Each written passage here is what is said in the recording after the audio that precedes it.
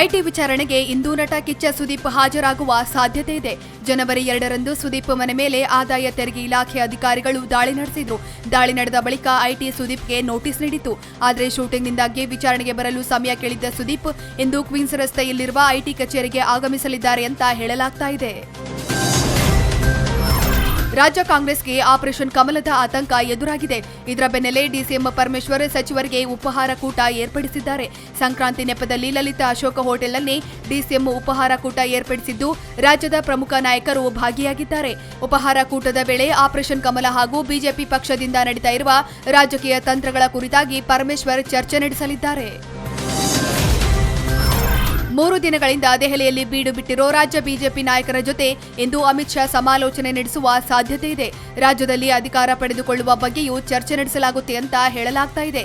2019ರ ಲೋಕಸಭಾ ಚುನಾವಣೆ ಸಿದ್ಧತೆ, ಆಪರೇಷನ್ ಕಮಲ ಕುರಿತಂತೆ ಮಾತುಕತೆ ನಡೆಸುವ ಸಾಧ್ಯತೆ ಇದೆ. ನಿನ್ನೆ ದಿನವಿಡೀ ಕಾದರೂ ರಾಜ್ಯ ನಾಯಕರನ್ನ ಅಮಿತ್ ಶಾ ಭೇಟಿಯಾಗಿರಲಿಲ್ಲ.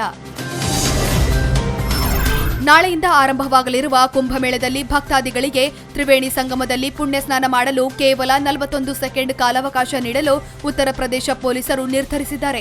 ಕುಂಭಮೇಳದಲ್ಲಿ ಲಕ್ಷಾಂತರ ಭಕ್ತರು ಪಾಲ್ಗೊಳ್ಳುವುದರಿಂದ ಕಾಲ್ತುಳಿತ ತಪ್ಪಿಸಲು ಪೊಲೀಸರು ಈ ಯೋಜನೆ ರೂಪಿಸಿದ್ದಾರೆ.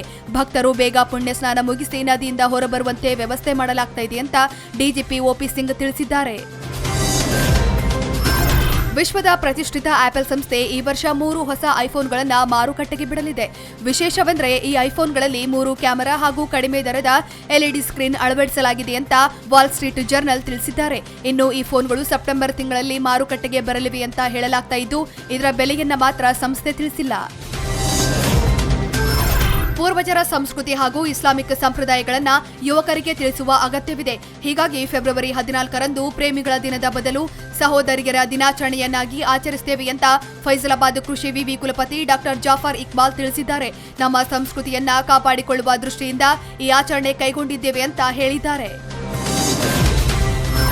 ವಾಟ್ಸ್ಆಪ್ನ ಸಹ ಸಂಸ್ಥಾಪಕ ಜಾನ್ ಕೌಮ್ ತಮ್ಮ ಬಳಿ ಇರುವ ಅತಿ ದುಬಾರಿ ಪೋರ್ಷೆ ಕಂಪನಿಯ 10 ಕಾರುಗಳನ್ನು ಹರಾಜಿಗಿಟ್ಟಿದ್ದಾರೆ.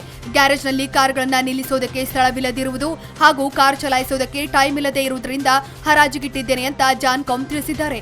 ಮಾರ್ಚ್ 8ರಂದು ಕ್ಯಾಲಿಫೋರ್ನಿಯಾದಲ್ಲಿ ಹರಾಜು ಪ್ರಕ್ರಿಯೆ ನಡೆಯಲಿದೆಯಂತೆ. ಕಳೆದ ವರ್ಷ ಭಾರೀ ವೈರಲ್ ಆಗಿದ್ದ ಪ್ರಿಯಾ ವಾರಿಯರ್ ಕಿಸ್ಸಿಂಗ್ ಶೂಟ್ ದೃಶ್ಯವನ್ನ ಇದೀಗ ಬಾಲಿವುಡ್ನ ಉರಿ ಚಿತ್ರದ ನಾಯಕ ವಿಕ್ಕಿ ಕೌಶಲ್ ಪ್ರಿಯಾ ವಾರಿಯರ್ ಜೊತೆ ರೀಕ್ರಿಯೇಟ್ ಮಾಡಿದ್ದಾರೆ. ಇನ್ನು ವಿಕ್ಕಿ ಕೌಶಲ್ ಈ ದೃಶ್ಯವನ್ನ ತಮ್ಮ ಇನ್ಸ್ಟಾಗ್ರಾಮ್ ಪೇಜ್ನಲ್ಲಿ ಅಪ್ಲೋಡ್ ಮಾಡಿದ್ದು, ಈ ವಿಡಿಯೋ ಸಹ ಸಾಮಾಜಿಕ ಜಾಲತಾಣದಲ್ಲಿ ಸಾಕಷ್ಟು ವೈರಲ್ ಆಗ್ತಾ ಇದೆ. ಪವರ್ ಸ್ಟಾರ್ ಪುನೀತ್ ರಾಜ್ಕುಮಾರ್ ಅಭಿಮಾನಿಗಳಿಗೆ ಈ ವರ್ಷ ಡಬಲ್ ಧಮಾಕ ಸಿಗಲಿದೆ. ಈಗಾಗಲೇ ನಟ ಸಾರ್ವಭೌಮ ಬಿಡುಗಡೆಗೆ ಸಜ್ಜಾಗಿದೆ. ಇನ್ನು ರಾಜ್ಕುಮಾರ್ ಸಿನಿಮಾ ಡೈರೆಕ್ಟರ್ ಸಂತೋಷ್ ಆನಂದರಾವ್ ನಿರ್ದೇಶನದ ಯುವರತ್ನ ಸಿನಿಮಾ ಕೂಡ ಇದೇ ವರ್ಷ ತೆರೆಗೆ ಬರಲಿದೆಯಂತೆ. ಈ ಚಿತ್ರದ ಶೂಟಿಂಗ್ ಫೆಬ್ರವರಿಯಲ್ಲಿ ಶುರುವಾಗಲಿದ್ದು, ದಸರಾದಂದು ಚಿತ್ರ ತೆರೆಗೆ ಅಪ್ಪಳಿಸಲಿದೆಯಂತೆ.